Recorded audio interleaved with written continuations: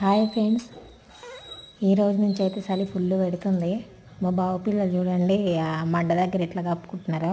మా వాడైతే స్కూల్కి వెళ్ళాలని మారం చేసుకుంటూ పండుకోండు. ఎంత లేపినా లేగట్లేదు చూడండి. ఆడ స్కూల్కి పంపించాల్సి దొంగ నిద్రపోతుండో. ఇక ఆడైతే నిద్రపోతుండే, కానీ నేనైతే బ్యాగ్ చదువుతామని చదువుతున్నా. వాళ్ళ చదువులేమో కానీ బుక్స్ వీళ్ళ మోయడం వీళ్ళదే ఎక్కువ ఉంది. చదవడం నేనైతే బుక్స్ సర్దేసిన.